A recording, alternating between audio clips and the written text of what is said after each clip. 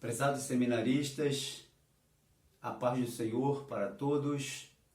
Estamos dando início à nossa aula, dando continuação ao assunto ética cristã, neste capítulo 4 do nosso livro-texto que diz respeito à ética ministerial. Vamos orar ao Senhor. Senhor nosso Deus, neste momento queremos te agradecer, Senhor, por mais esta oportunidade que tu nos concede estarmos aqui, Senhor, para aprender mais e mais desta disciplina com base na tua palavra. Abençoa o nosso intelecto, o nosso coração, para estarmos preparados para receber os ensinamentos.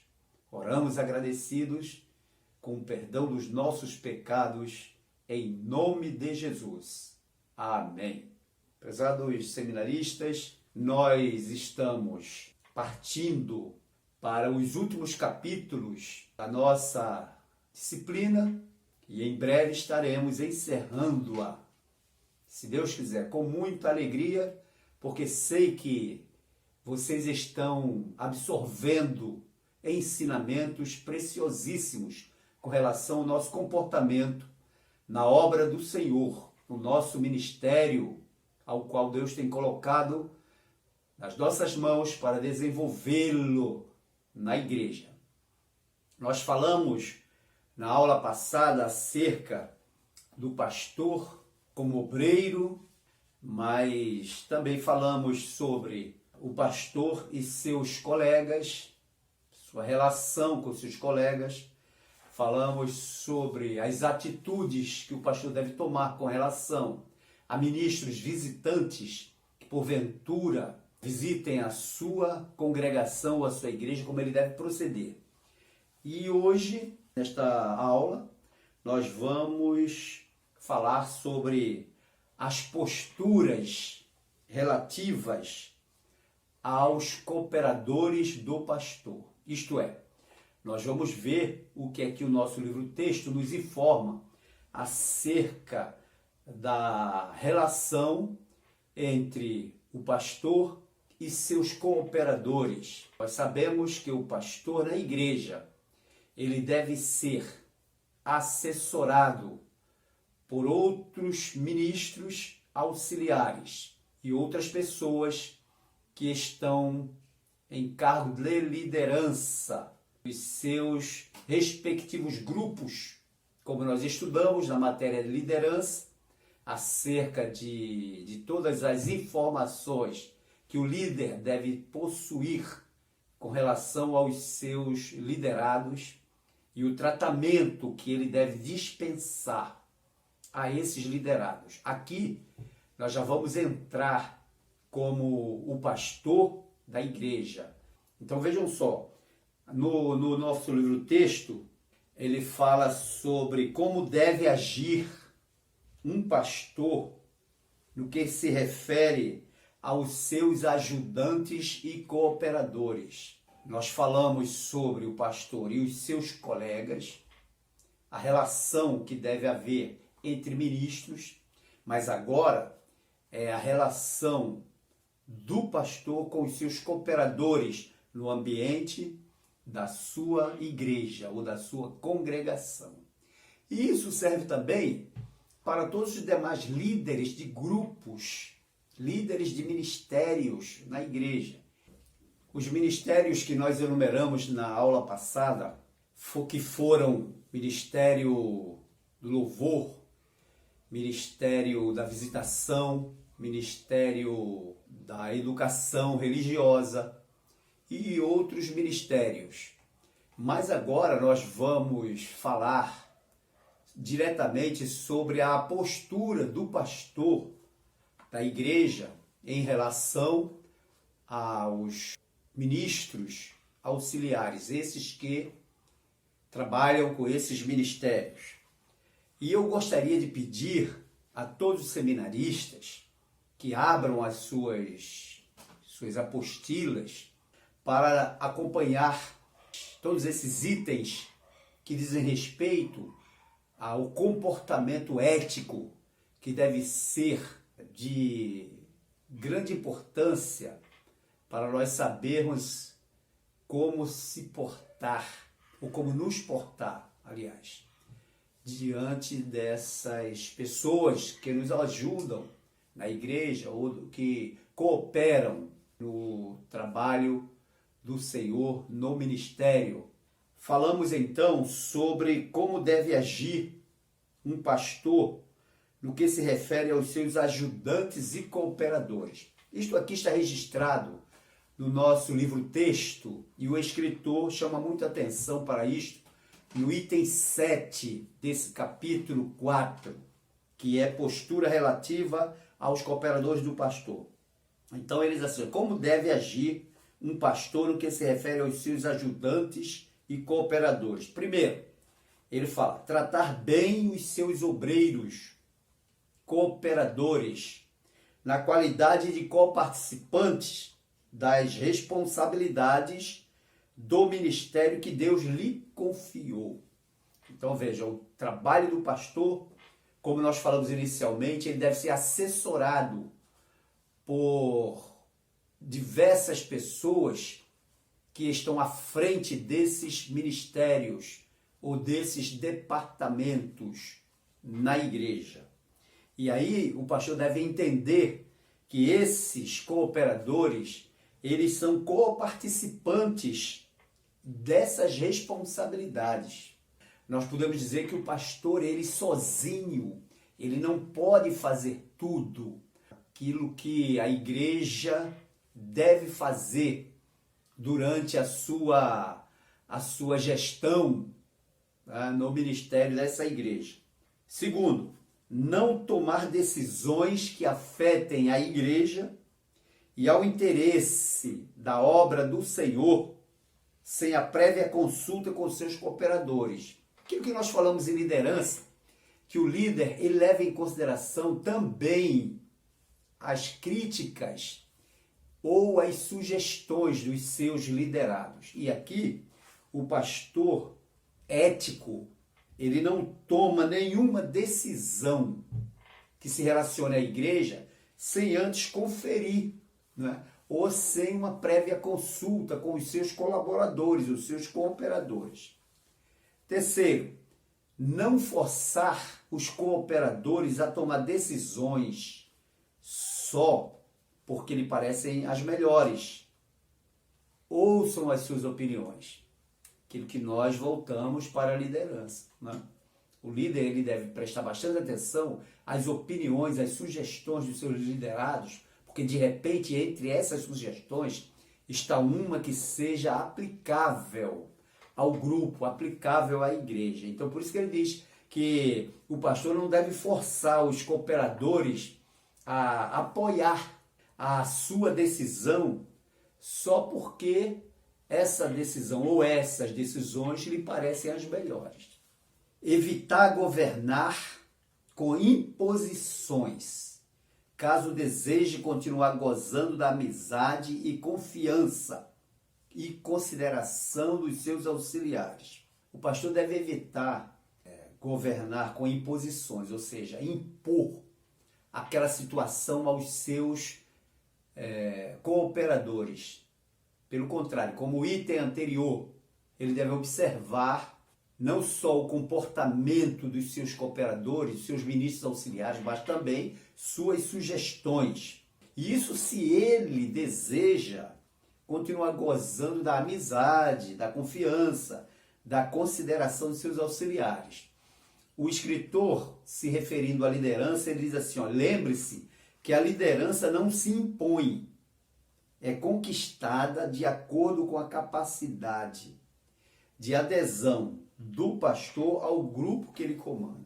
Quer dizer, quanto mais o pastor tiver em suas mãos a certeza de que aquele grupo está trabalhando em consonância, né, em comunhão com ele, mais ele terá êxito no seu ministério. Quinto, lembre que o silêncio nem sempre é considerado concordância. Às vezes significa oposição. E seus cooperadores pensam, meditam e criticam. E ninguém gosta de ser governado sob pressão. Então, às vezes, o pastor impõe uma determinada situação e os seus ministros, os seus cooperadores, eles ficam calados. Mas esse silêncio nem sempre quer dizer que eles estão concordando. Quem sabe esse silêncio seja de reprovação daquelas atitudes ou daquela postura que o pastor está tomando com relação aos seus liderados. Por quê? Porque os ministros auxiliares, os cooperadores, eles, como o próprio pastor, eles pensam, eles meditam e eles criticam.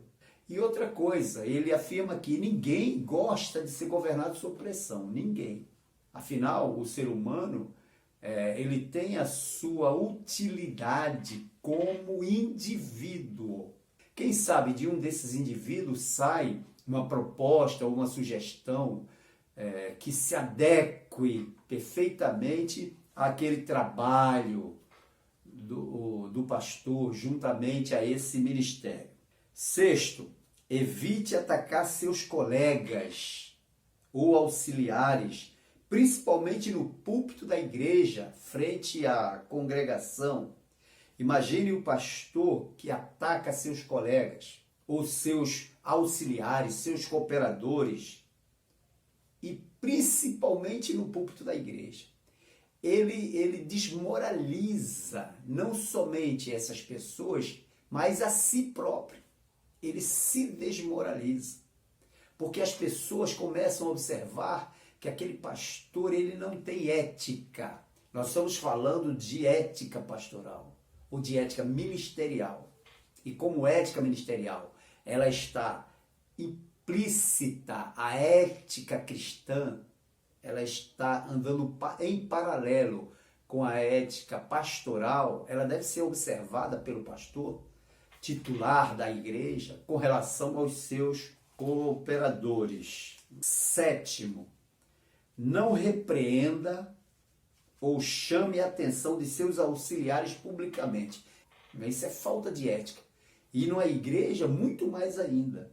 Repreender ou chamar a atenção dos seus auxiliares, dos seus cooperadores, publicamente. Ele anota aqui que a pessoa deve fazer, se for o caso de necessitar de uma correção, um obreiro ou um ministro do seu grupo, fazer pessoalmente, se possível individualmente, os dois, entre si, né? Chamar a atenção. Agora, se ele insiste, ele recomenda que chame a atenção na presença de mais de 3 ou 4 outros obreiros. Se aquele ministro ele insiste em permanecer no erro, ele já foi chamado individualmente. O pastor o chamou, o orientou, o repreendeu, se foi o caso, e ele permanece atuando da mesma forma. Então ele deve chamar 3 ou 4 obreiros que fazem parte do ministério e chamar a atenção, como está registrado na palavra de Deus, principalmente com relação aos ministros, que não se deve repreender um ministro, não só em público, mas também chamá-lo para que ele seja confrontado diante de outros ministros que têm as mesmas responsabilidades. Agora, caso ele insista, ele seja reincidente, deve ser repreendido diante da igreja, para exemplo dos demais. Aí sim, aí deve ser repreendido diante da igreja. Essa repreensão normalmente deve ser feita numa reunião de membros, numa reunião de obreiros, numa reunião particular da igreja, não num culto em público, num culto evangelístico, num culto com as portas abertas. Ele deve, o pastor, ter o cuidado de chamá-lo numa dessas reuniões de caráter fechado da igreja. Como a Bíblia manda que isso seja feito? Quando perceber que ofendeu ou tratou mal de um dos seus auxiliares, ou obreiro, o pastor deve ter a coragem e dignidade de pedir-lhes perdão ou desculpas nas mesmas condições em que foram as ofensas. Quais são essas condições? Se ele ofendeu o obreiro no meio de um grupo, no meio desse mesmo grupo, é bom que esse ministro, esse pastor responsável, ou esse líder, peça desculpas ou peça perdão a esse obreiro que foi maltratado, se foi o caso. Às vezes o ministro ou o pastor pode chamar a atenção de uma pessoa e se ele perceber que chamou a atenção daquela pessoa, porque às vezes ele chama a atenção de uma maneira geral e uma pessoa apenas se ofende com aquela chamada de atenção. Se ele percebeu que essa chamada atingiu diretamente aquele obreiro ou aqueles obreiros, então, numa outra ocasião, na mesma condição de reunião, ele deve pedir perdão ou desculpas. Em Mateus capítulo 6, versículo 14, o Senhor Jesus, falando sobre perdoar, ele diz assim, olha, porque se perdoardes aos homens as suas ofensas, também vosso Pai, que está nos céus, vos perdoará a vós. Então, a partir do momento que você, como líder, você é ofendido, você não deve retribuir, pelo contrário, você deve perdoar. Agora, aquele que lhe ofendeu, por sua vez, deve se retratar na mesma situação. E Jesus fazia esta observação para que houvesse um perdão mútuo, um perdão entre um e outro, para que não se guardasse ressentimento. Outro item, evitar a fama de grosso e mal educado, intransigente com os seus colegas. Essa fama, ela é muito maléfica e ela é prejudicial ao andamento da obra, ao andamento da igreja, no que diz respeito ao seu caminhar, ao seu trabalho. Muitas pessoas, por certo, não irão ficar na igreja ou na congregação que tem um pastor ou um ministro líder grosso, mal educado, intransigente com seus colegas, aquele que não leva em consideração os aspectos que falamos anteriormente. Outro item, ele diz assim, olha, o nosso escritor, ele é bem explícito e sei que vocês estão acompanhando aí nas suas apostilas. Divida as responsabilidades e tarefas. Não faça o trabalho de 10, mas distribua os 10 mais. Afinal, o trabalho do ministério não é apenas para um homem, mas de uma equipe. Quando nós estamos falando aqui e vendo isso aqui, é muito importante. Tem pessoas que acham-se tão capacitadas que preferem não distribuir tarefas. Isso é completamente o oposto do que nós aprendemos em liderança e estamos aprendendo aqui em ética também. Pelo contrário, o pastor ele deve dividir responsabilidades. Claro que ele, ao dividir essas responsabilidades, segundo o que nós aprendemos em liderança, ele tem o dever de cobrar ou de exigir resposta daquelas responsabilidades, que é como uma missão. A missão, ela tem como caráter uma resposta positiva. Então, ele não deve assumir as responsabilidades todas e todas as tarefas. Pelo contrário, ele deve distribuir ele coloca aqui essas 10 responsabilidades para outras pessoas, outras 10 pessoas, outros 10 ministros. Porque, afinal de contas, o ministério ele não é para apenas um homem ou uma pessoa, mas ele é para uma equipe. O ministério, a igreja, ela é um corpo. Então, a partir do momento que ela é um corpo, ela funciona ela funciona através dos órgãos que compõem o corpo. No item 11, observem aí, procure manter um relacionamento não só com os seus auxiliares e cooperadores, mas também com os demais obreiros de outras áreas e fora do seu ministério.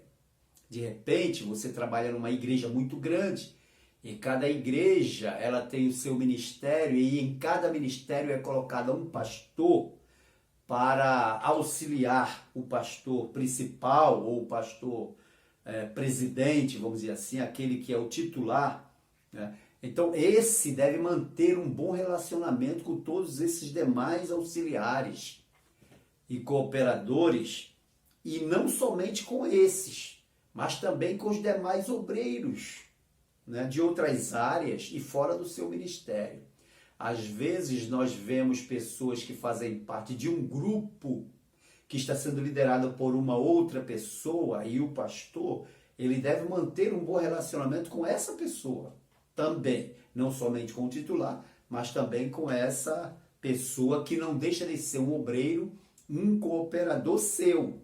Indiretamente, é um cooperador seu.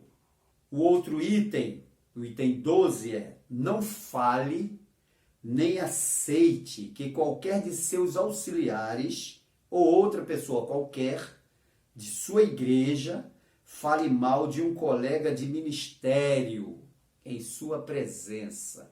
Seus cooperadores, seus auxiliares, ele deve ter a mesma filosofia. Você deve tentar implantar a sua filosofia através da sua postura, através do seu comportamento. Então, você não deve falar de outro colega de ministério e nem tampouco aceitar que seus auxiliares o façam, porque isto é contra a ética. Contra a ética. Nós temos visto isso acontecer, mas isso não deve fazer parte do nosso entendimento como ministros, como pastores, como líderes. Mas falando sobre essa passagem aí, esse item de não fale mal nem aceite, o apóstolo Tiago, no capítulo 4, versículo 11, ele chama atenção na sua doutrina, no seu ensino, diz assim: irmãos, não faleis mal uns dos outros. Não faleis mal uns dos outros. Isso aí, meus irmãos, é um problema no meio evangélico. Crente fala mal um do outro. Cada pessoa tem uma maneira de agir, tem uma atitude. E essas pessoas, no que tange à palavra de Deus, elas devem se adequar ao que a Bíblia manda. Mas fora isto, a individualidade da pessoa deve ser observada. Cada pessoa tem um gosto, cada pessoa tem uma maneira de agir, cada pessoa tem uma individualidade. E nem por isso nós podemos exigir que a pessoa seja igual a nós. Agora, com respeito às coisas eternas, com respeito à palavra, não. Aí nós devemos pensar de igual maneira. Porque a Bíblia diz que nós temos a mente de Cristo. Agora, fora do que diz respeito à palavra de Deus, cada pessoa é um indivíduo. Não existe dois iguais. Nós já nos referimos isso em aula passada. Falamos até que os gêmeos, elas são diferentes. Elas não são iguais. Foi Deus que fez isso. Individualidade. E aí Tiago, ele adverte no seu capítulo 4, versículo 11, dizendo: irmãos, não faleis mal uns dos outros. Outro item: se tiver algum aborrecimento com o seu colega de ministério, evite usar o púlpito da igreja para o desabafo contra ele, pois isso ninguém aprova, porém, fale-o pessoalmente. Isso é ética ministerial. É por isso que nós estamos nos detendo neste capítulo, para que você, seminarista, nós possamos sair daqui entendendo que há uma ética, deve haver um compromisso com uma ética. De repente, a pessoa tem um aborrecimento com um dos seus amigos, dos seus colegas de ministério, e chega no púlpito, vai colocar diante da igreja. O púlpito é sagrado. O púlpito não é feito para desabafo. O púlpito não é feito para contar historinhas. O púlpito é feito para se pregar a palavra de Deus. Provavelmente, na próxima disciplina, segundo nós fomos informados, que será homilética, ela cuida desse aspecto, ela mostra esse aspecto, que o púlpito não é picadeiro de circo, não é também lugar de desabafo, de ira, de ódio, mas é um lugar santo, onde deve ser pregada a palavra de Deus. Viram como ética cristã é importante? Ética cristã é importante, porque nos ensina tudo isso. Por isso que nós estamos num curso teológico. Nós seremos, ou nós somos, os teólogos de agora e de sempre. Vocês que estão estudando teologia, vocês devem guardar com muito cuidado essas disciplinas, porque elas nos ensinam para uma vida melhor em comunidade, né, na família e na igreja. E agora estamos falando entre nós líderes, entre nós ministros. Então, se tiver algum aborrecimento com o seu colega de ministério, evite usar o púlpito da igreja para o desabafo. Fale pessoalmente com a pessoa. Chame, converse, como nós falamos nos itens anteriores. Outro item aqui que o nosso escritor do livro texto nos leva a meditar e a debater nessa aula, diz assim: convidando um obreiro para pregar ou cantar em sua igreja, tenha o cuidado de hospedá-lo da melhor maneira. Cubra totalmente as despesas de viagem daquele pregador ou daquele obreiro que você convidou. É por isso que há necessidade de haver uma interação entre os obreiros e entre os ministros. De repente, um dos líderes de grupo precisa de convidar alguém de fora para pregar na igreja. Para que isso seja possível, dirija-se ao pastor da igreja, para que haja um consenso.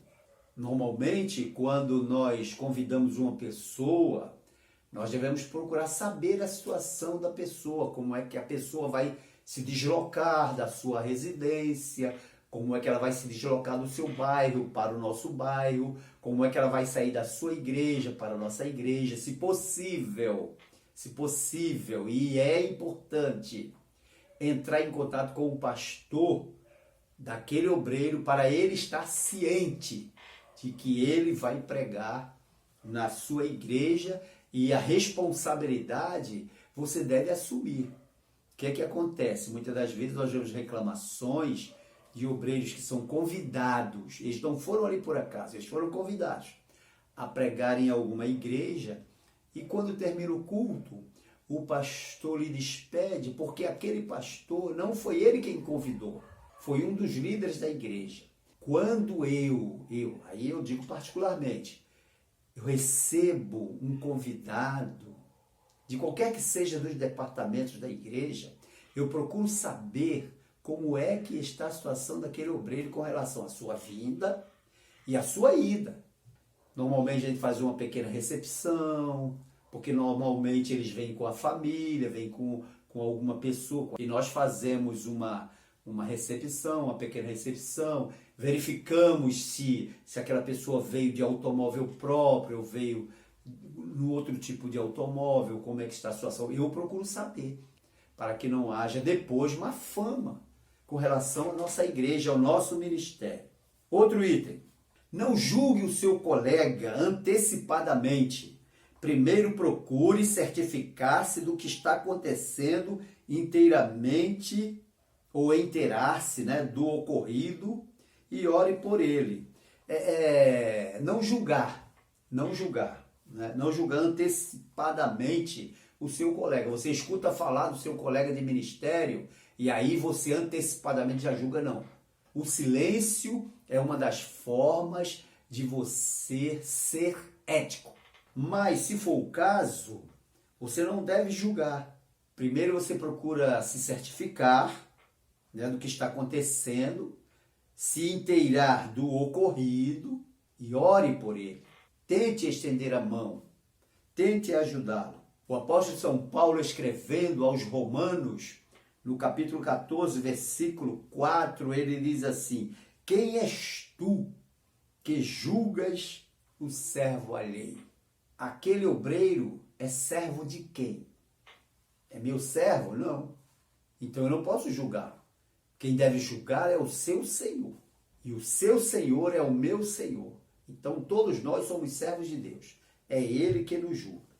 Outro item aqui é sobre a prosperidade e sucesso do obreiro cristão. Olha só, ele diz assim, olha, a prosperidade e sucesso do obreiro cristão depende não apenas da sua integridade espiritual, mas da capacidade de como desempenha o seu ministério, que o Senhor lhe confiou.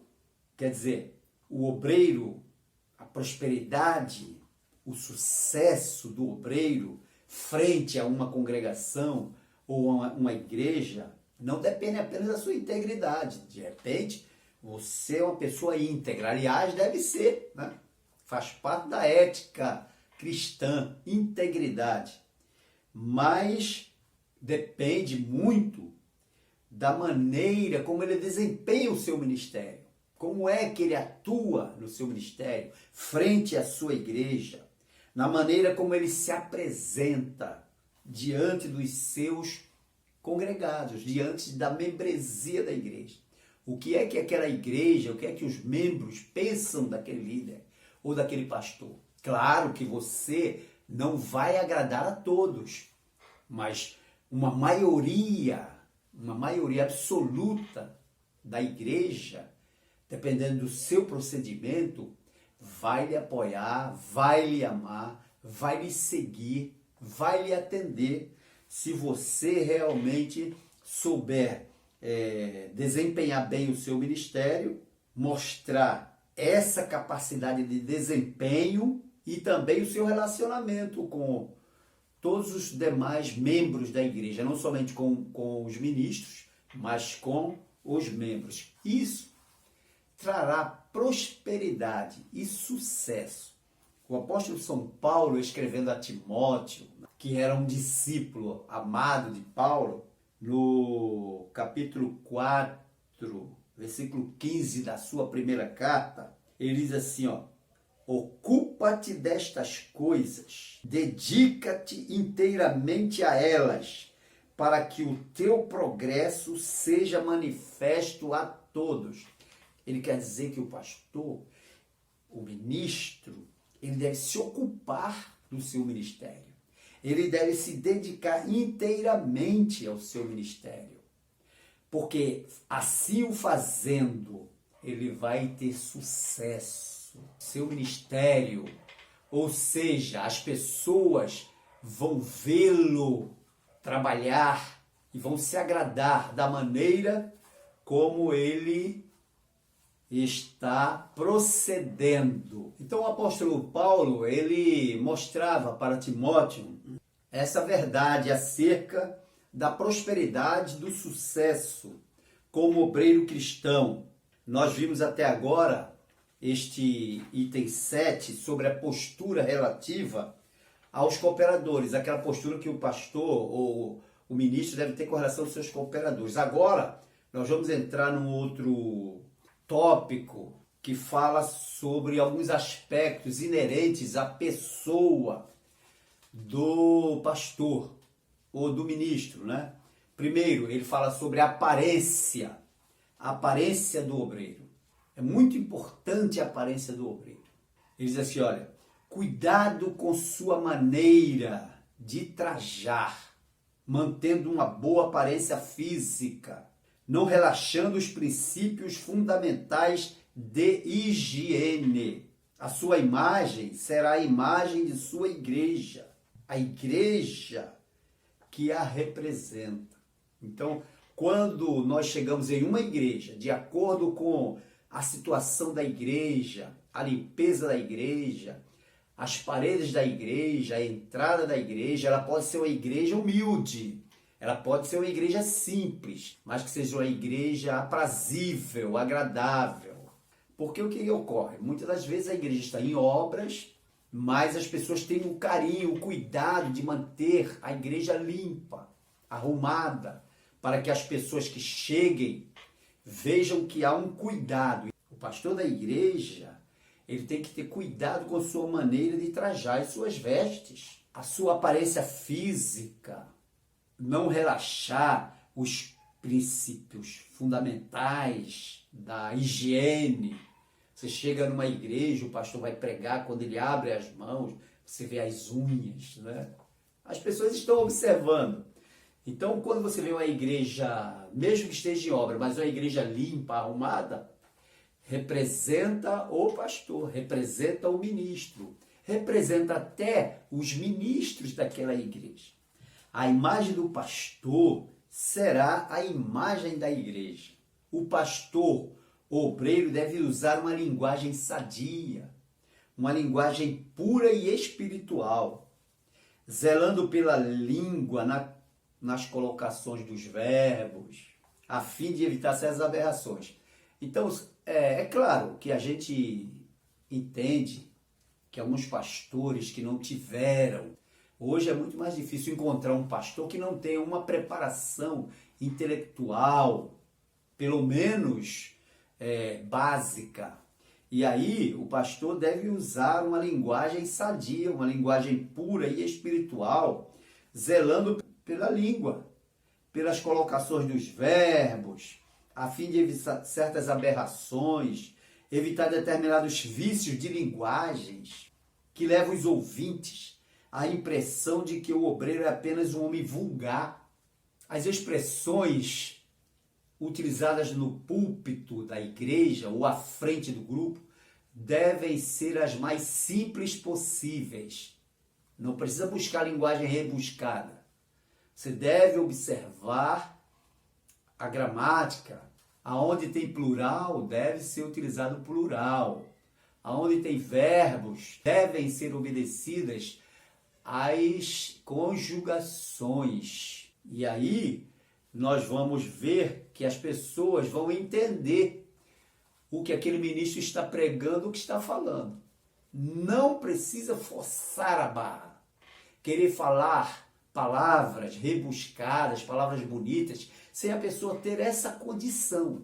Então é isso que ele fala aqui, o pastor ou o obreiro deve usar uma linguagem sadia, né? Uma linguagem pura e principalmente espiritual, não vulgarizar. Por isso que nós falamos anteriormente, o púlpito é um lugar sagrado, é onde se fala a palavra de Deus. A palavra de Deus deve falar mais alto do que o obreiro. Agora, tem obreiro que quer falar mais alto do que a palavra. Aí, meu irmão, aí não tem como. Por exemplo, você observa em determinadas igrejas uma verdadeira gritaria. As pessoas que falam alto devem saber que elas são responsáveis por aquilo que diz, e quanto mais alto, quanto mais gritando disser, mas aquilo fica impresso nas pessoas, fica impressa na mente das pessoas. Por isso que as igrejas têm aparelhagem de som, para levar a sua voz de uma maneira mais inteligível às pessoas. Quando fala de higiene, nós não devemos cuidar apenas da vida espiritual, porém, cuidar também da nossa apresentação, aparência pessoal, nos trajes, como foi falado anteriormente, e muito cuidado com a higiene em nosso corpo. Em Coríntios, o apóstolo Paulo, ele falando na primeira carta, no capítulo 6, versículo 19, ele diz: o vosso corpo é templo ou santuário do Espírito Santo.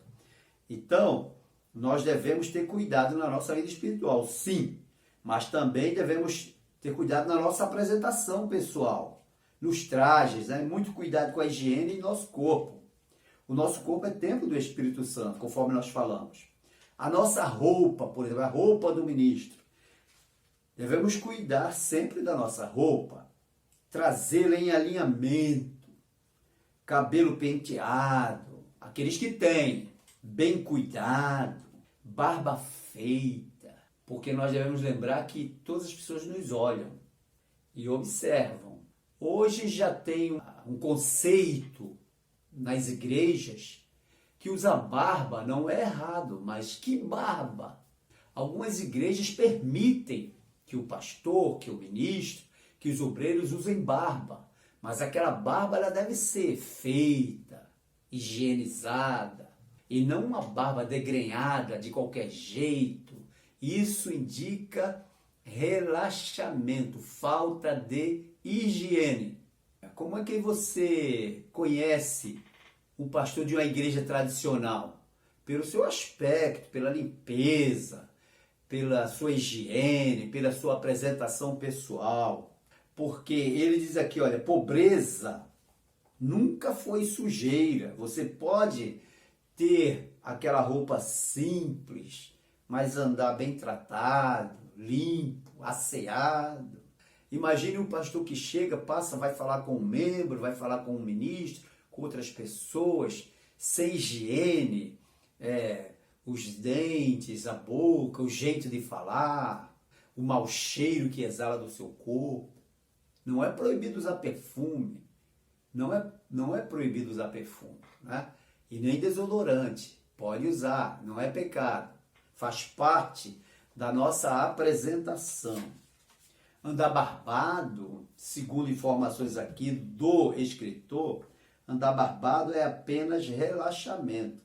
Barbear-se é apenas um dever moral e ético, principalmente no meio evangélico. Algumas igrejas não admitem o crente, o obreiro principalmente, o obreiro barbado, com barba. A nossa igreja, ela não permite. Claro que você vê um ou outro com a barba, mas não é que não seja permitido, não é aconselhável ao pastor, ao ministro, ao presbítero usar barba, não é. Embora que outras denominações acham isso muito razoável, muito normal. Observem os militares. Os militares não têm nada a ver com a palavra, mas eles têm uma regra rígida de ética. E ao militar é proibido usar barba. Proibido. E nas patentes mais inferiores é proibido usar bigode. Barba e bigode. É proibido usar. O militar só usa barba ou bigode quando ele tem uma graduação superior, um posto mais superior, ou ele tem algum problema na pele que haja necessidade, por determinação médica, que haja necessidade de se deixar a barba crescer, ou o bigode. O bigode já é liberado para os militares de uma patente mais superior. Eu estou falando isso para os irmãos entenderem porque aqui na igreja, que é um lugar de santidade, as pessoas querem fazer, querem ir de qualquer jeito. Não deve. Não deve. Deve respeitar porque é ético, é moral, principalmente no meio evangélico. Descuidar do corpo é falta de amor próprio e desconsideração para com os membros da igreja e principalmente desconsideração da obra do Senhor. Se nós não cuidamos do nosso corpo, se nós não andamos asseados, isso aí desconsidera não só a obra do Senhor, mas a igreja. Ter no meio da sua membresia uma pessoa relapsa, uma pessoa negligente no tratamento dessa particularidade que é o asseio corporal. E aí entra naquele versículo que nós citamos, Vosso corpo é templo do Espírito Santo de Deus. Queiramos ou não queiramos, a igreja é aquilo que o pastor aparenta. Este é o responsável pelo resultado de tudo que ela mostra aos de fora. Ele é o responsável pelo sucesso ou fracasso. A pessoa chega na igreja e quando vê uma igreja muito bem tratada, muito bem cuidada, os seus membros bem satisfeitos com o seu ambiente, o pastor, o púlpito bem ornamentado, essa pessoa, ela se sente bem. Ela se sente que está num ambiente que valeu a pena ela vir. Aquelas pessoas de fora, elas olham para aquela igreja como uma igreja bem cuidada, bem tratada, logicamente. O seu pastor e seus ministros também o são, né? Então, nesse caso, o pastor ele é responsável, junto com os seus ministros, pelo sucesso ou fracasso da sua igreja. Ele também anota aqui, dizendo assim, olha, não possuir um alto nível de escolaridade não é e nunca foi motivo para o obreiro sentir-se diminuído, não. A pessoa muitas vezes não teve oportunidade de fazer um curso técnico, de fazer uma faculdade, de fazer uma pós-graduação. Se bem que hoje é muito mais fácil, hoje é muito mais simples se fazer uma faculdade ou se fazer um mestrado. Depende muito das oportunidades que a pessoa tem.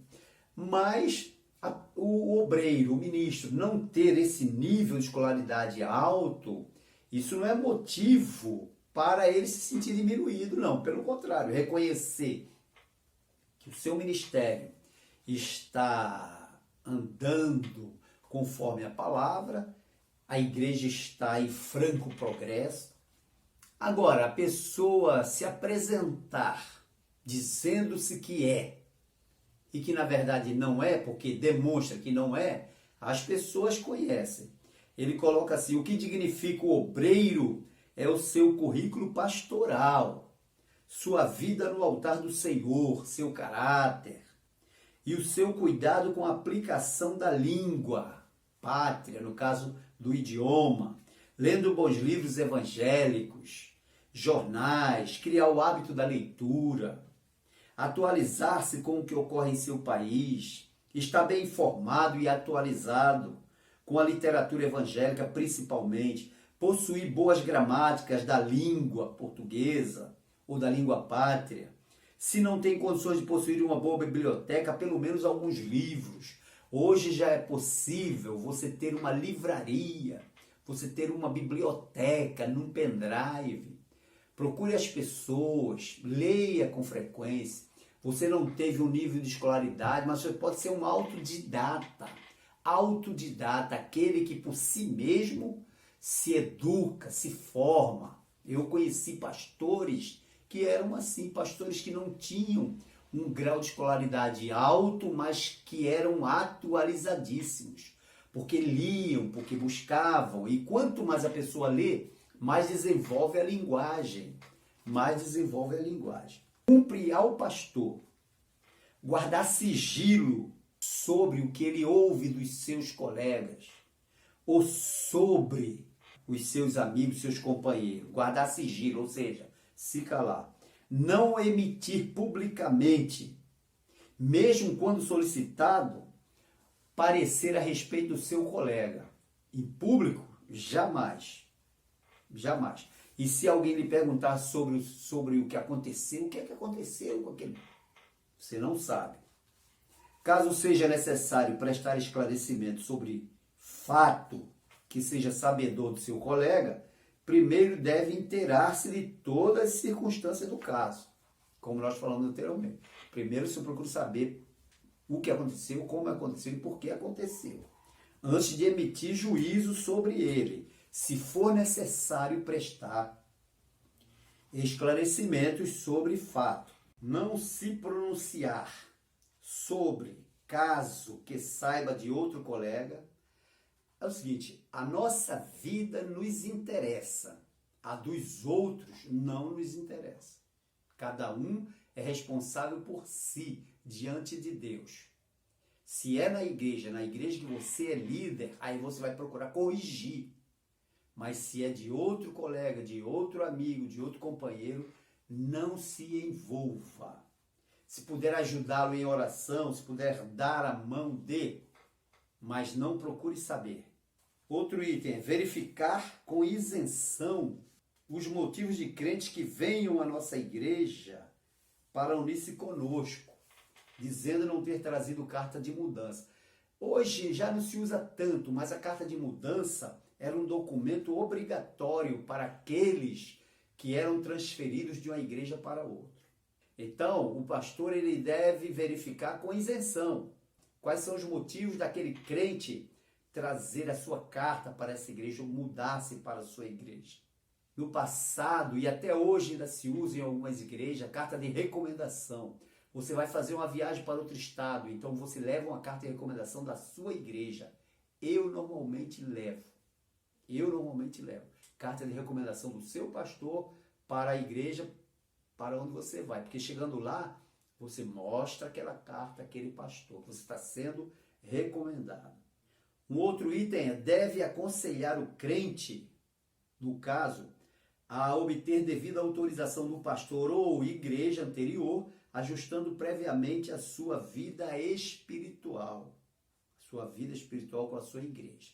Você quer sair da igreja para ir para outra igreja? Peça autorização ao seu pastor e vá, porque isso vai lhe levar para outra igreja com a bênção da igreja, através do seu pastor. Se for o caso de levar uma carta, peça ao seu pastor, ele vai dar uma carta. Tratar com cortesia todos os crentes indistintamente e abster-se de entendimentos tendenciosos e discussões particulares. Qualquer crente, na sua rua existem muitos crentes de outras igrejas, de outras denominações. Trate-os todos indistintamente com cortesia, com amizade. Lembre-se, o ministro deve aplicar todo o zelo e diligência e os recursos do seu saber em prol da defesa da boa conduta e postura no ensino da palavra de Deus e não ter nenhum receio de desagradar a outros ou de incorrer em impopularidade. Nada pode deter o ministro no cumprimento dos seus deveres na obra do Senhor. O ministro deve zelar pela sua competência exclusiva na orientação dos seus congregados. É você, como ministro, que tem que doutrinar a igreja. Não aceite que outro tente doutrinar a igreja, que outro tente, como dizem, chicotear sua igreja. A princípio, a igreja não foi feita para ser chicoteada. Não foi feita para levar paulada. A igreja é a noiva de Cristo. Ela deve ser tratada com urbanidade, com zelo, com carinho e com cortesia. Então ficamos aqui. Na próxima aula nós estaremos entrando já no outro capítulo e estamos partindo para o encerramento da nossa disciplina. Que Deus aplique a sua palavra ao nosso coração e possamos guardar estes preceitos como líderes que somos ou que seremos, como ministros que somos ou que seremos no futuro. Que Deus os abençoe em nome de Jesus. Amém.